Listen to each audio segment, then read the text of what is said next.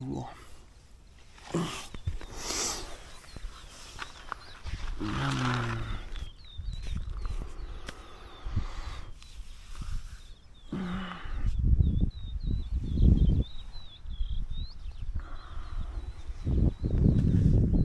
va falloir se lever. Oh. Il est 8h du mat quand même.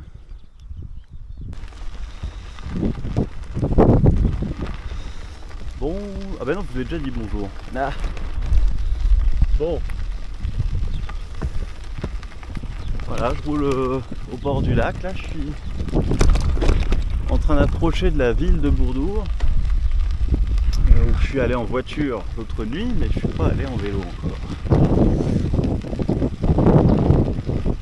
Voilà, ce lac qui est bas, hein. Il est bas. J'ai envie de dire plein de choses et de dire que c'est probablement pas 100% naturel, mais il faudrait que je me renseigne avant de parler.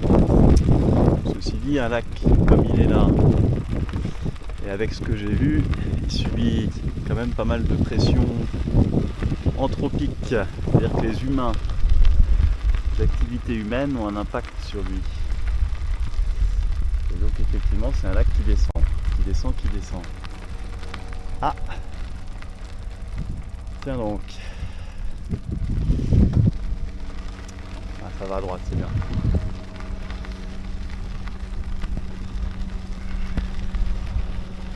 Voilà, ça peut être l'eau des villes, l'eau pour l'agriculture, l'eau pour l'industrie. Alors, comment ça marche? Des choses dans ce pays?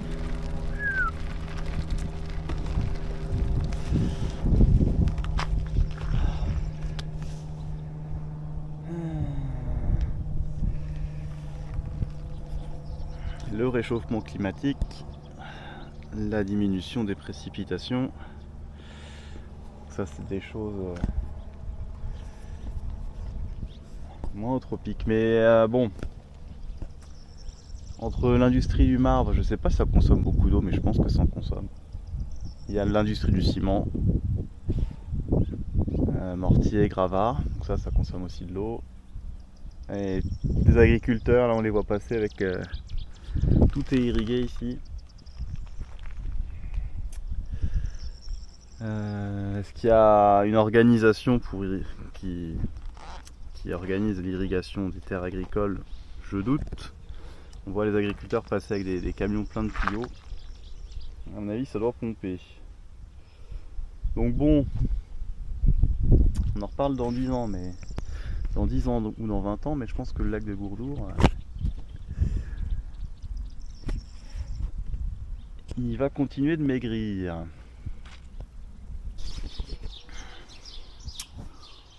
Bon voilà, je suis perdu dans la jungle périurbaine. Ah, j'ai réveillé les chiens du quartier.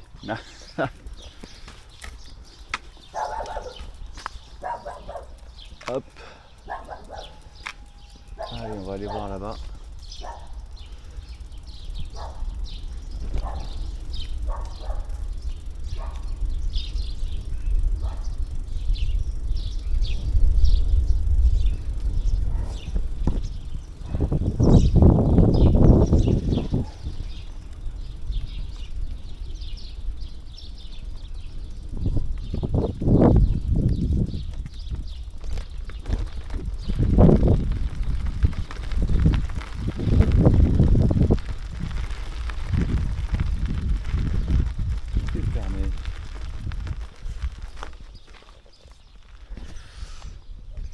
Petit jeu pour enfants, la petite rivière, le petit lac. Il y a un embouteillage là. Hop. Je crois que la stress. Il y en a partout des tortues, comme en Grèce.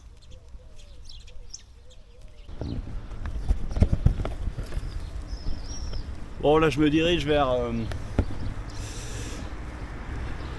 l'auberge des professeurs. L'endroit où les professeurs dorment. J'ai l'impression que c'est une sorte de rectorat ou je sais pas quoi. Les professeurs peuvent dormir quand ils sont en vacances ou en déplacement professionnel. Ils font des prix aussi pour les gens extérieurs. Je vais voir. J'ai jamais testé. Paraît que c'est pas cher et que c'est bien. Et ça permet aussi de rencontrer pas mal de gens qui parlent anglais. Donc c'est l'occasion. Et en plus ça me permettrait d'aller visiter un peu Bourdour à pied. Allez, je raccroche.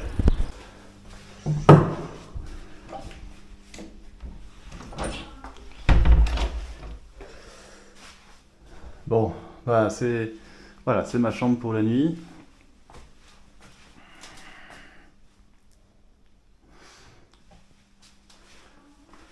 Alors d'un côté c'est 27 €, d'un autre côté c'est propre, c'est privatif, j'ai une belle vue, mes affaires sont en sécurité. Et voilà, alors je sais pas s'il y a des alternatives moins chères et aussi bien. Mais bon, après une nuit chez l'habitant, une nuit en camping sauvage, plus les 2 nuits pendant le trajet, c'est bien. Je suis content. Ça fait du bien, je vais pouvoir me doucher, tout ça bien comme il faut, nettoyer mes affaires, recharger mon téléphone, aller voir les musées de la ville. Plus c'est un jour férié, là c'est super tranquille. Trop bien. Allez, à toutes. Bon voilà, c'est jour férié aujourd'hui. J'ai trouvé un petit restaurant d'ouvert, il y en a quelques-uns, pas beaucoup, mais quelques-uns. Très sympa, ils m'ont offert de la glace, ils m'ont fait payer moitié prix. Puis surtout on a discuté, ils parlaient un peu anglais, c'était rigolo. Voilà, je suis dans Bourdour. Je me dis que c'est un peu ambitieux d'aller faire un musée un jour férié, mais bon, on va quand même aller voir. Alors c'est marrant, là il y a une espèce de statue d'un empereur ou Han, je sais pas, un empereur qui doit avoir une importance symbolique, et d'un loup marqué 1913, c'est un chien, je sais pas trop. Là il y a plein de trucs, donc je pense que ça va avoir plein de symboles nationaux ou autres,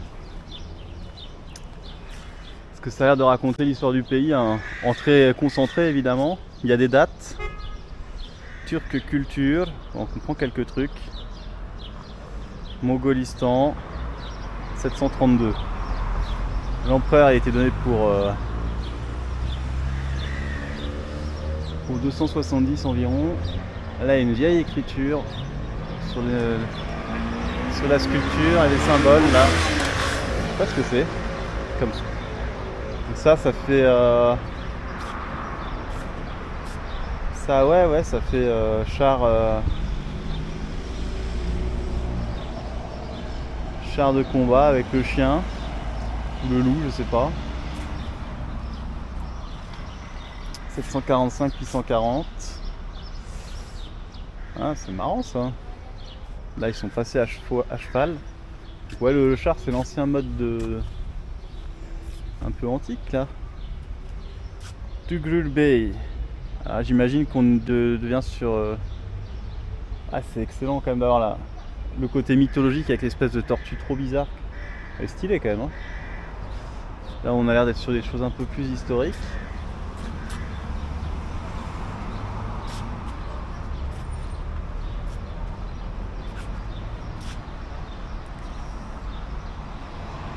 Ouais, donc ça va être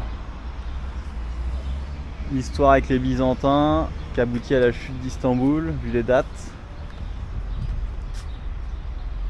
L'Empire ottoman. Et là, on doit être chez 1922, bah c'est Atatürk évidemment. Et les jeunes Turcs. Bon voilà, on verra les symboles. J'aimerais bien savoir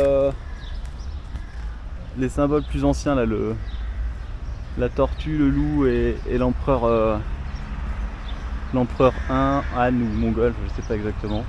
Évidemment c'était un peuple des steppes. On vient tous d'un peuple des steppes à un moment ou à un autre, hein, quasiment.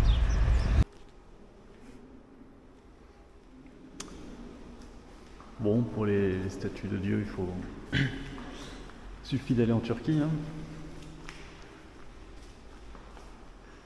Il y en a un paquet.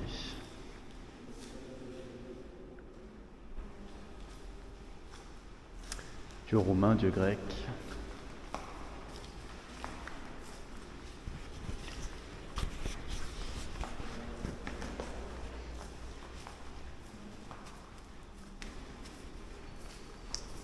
Ici les gladiateurs.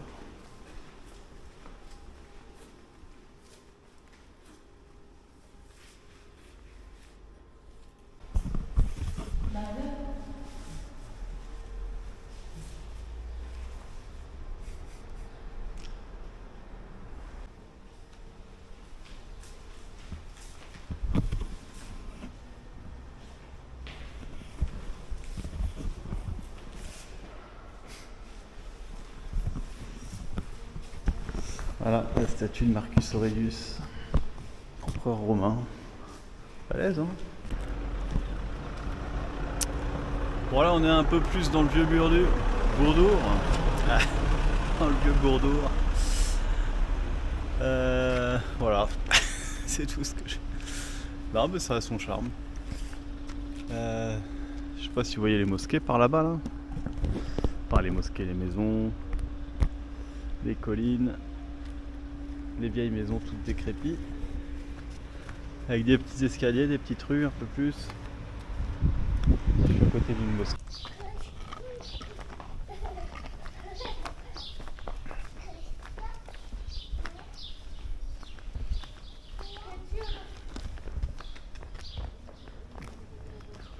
Là de ce côté c'est plus les commerces, les maisons sont en meilleur état. Ah bah, je vais continuer d'explorer.